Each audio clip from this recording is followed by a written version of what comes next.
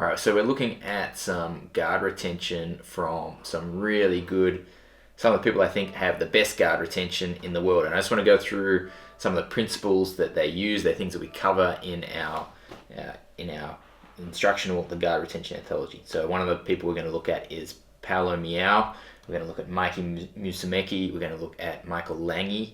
And we're going to look also at I wanted to look at someone bigger as well, so we'll look at Cyborg, who does some things a little bit different, and we'll go into that as well. So we've got Paolo Miao here, and the first thing is just wanted to talk about knees to chest. Now, right now he's actually got a guard, he's got De La Riva guard, so he doesn't need to have knees to chest, but once he loses position in guard, you'll see he starts to bring his knees close to his chest as a defensive structure. Okay, so the knees start coming. When I say chest, it's towards shoulders. Okay, and he's pummeling his legs in front like so. Okay, and he's circling his feet. We'll talk more about that later. But keeping those knees nice and tight to the chest, not giving space to get passed into. So I guess the idea of this is, what we cover in our guard retention anthology is what the best guys in the world, how they approach guard retention. Okay, so that's the way we want to approach it. There's different ways you can do guard retention. I think, you can have what I would say is suboptimal guard retention. Some people I think are very good grapplers, but the way they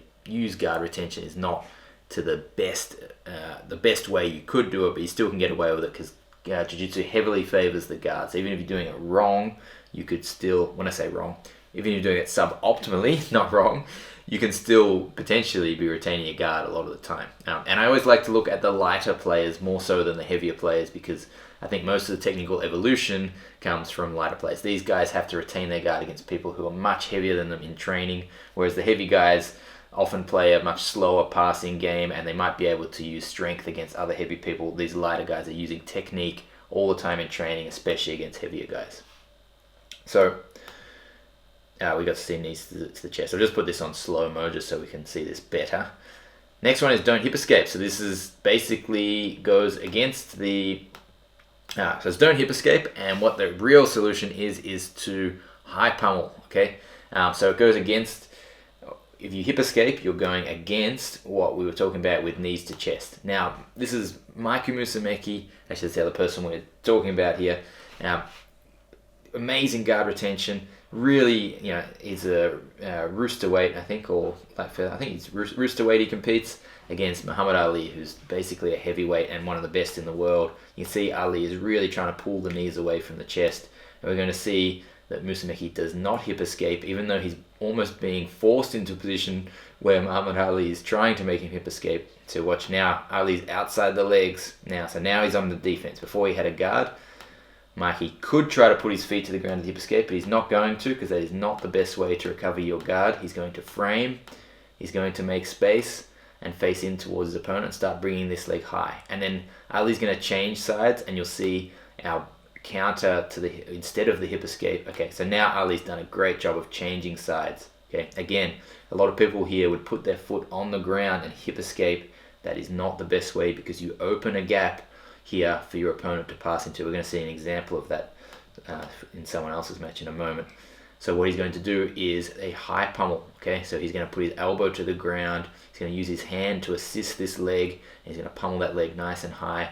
Good posture, head on the mat, trying to prevent any sort of stacking in this moment too, because Ali's trying to stack. And look at that, he's using his hand to assist in that high pummel. Anyone who's got the retention anthology would have seen. Now this one's an example of a hip escape. Notice Cyborg, he's sort of doing a hip escape, he's sort of sitting up. He doesn't usually do this, so this was interesting that when he does hip escape, you see the space between his knee and his chest opens, and that's the space that Nicky Rod jumps around, and when he jumps around, he's going to control that space, prevent Cyborg from closing that back up, and that's how he opens up a chance to pass. But then Cyborg does an excellent job with another part of retention we'll talk about, which is keeping your head and shoulders between your legs and rolling back. So I think Cyborg has some really good things in his guard retention there, but in that case he did do a hip escape. One leg high and one leg low. So this is something we talk about a lot, and I think it makes it so hard for anyone to get any really good grip. So see Paolo Miao here. This is, I just grabbed pretty much, you can look up these guys, any footage you can find these things. I just basically grabbed the first clips that came up. looking in, in some gi and no gi footage. So you'll notice Paolo will have even though his knees are high, his foot will be low on one side and high on the other. It makes it very hard.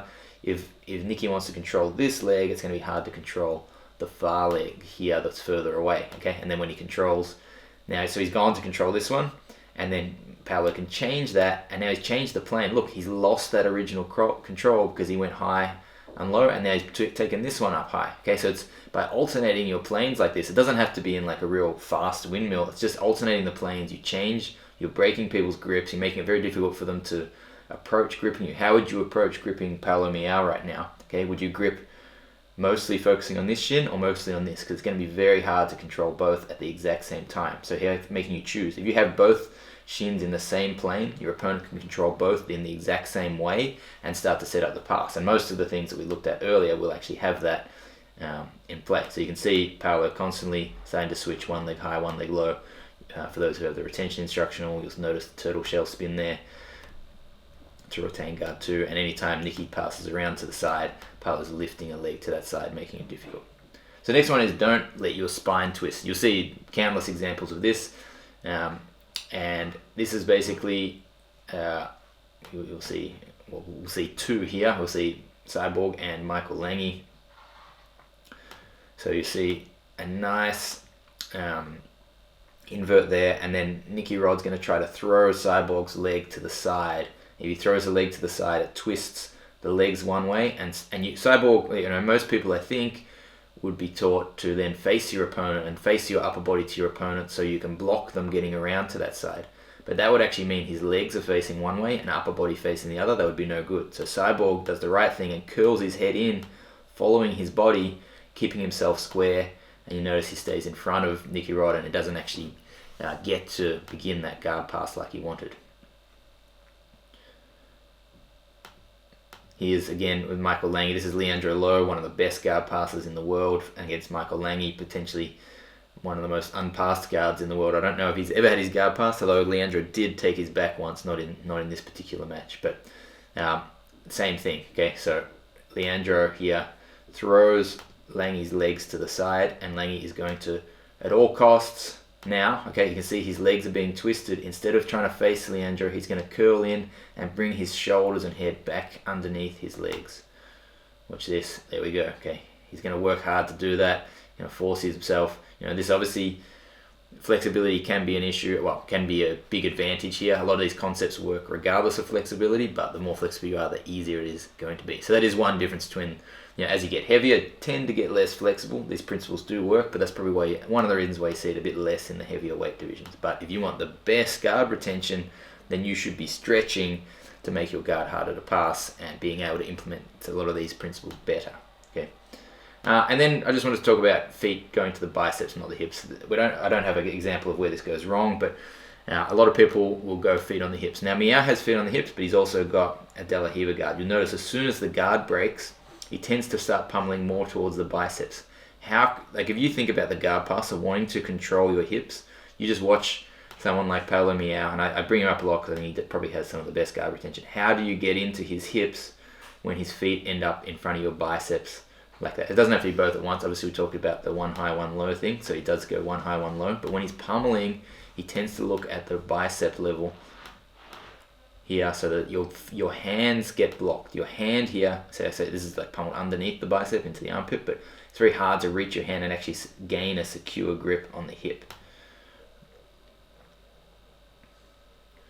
So obviously, one thing is people might sit back for leg locks, but if you know what you're doing there, it's more difficult. So you can see he's pummeling, and his feet really are pointing more upwards than towards the hips while he does this pummel. And then once he gets a grip, of course, you can settle into a guard where you're a bit lower on the hips and when you've actually got control on your opponent, for example, here. Alright guys, so I hope you enjoyed that. I just wanted to show that the stuff that we put in the guard retention anthology is something that is used at the highest level.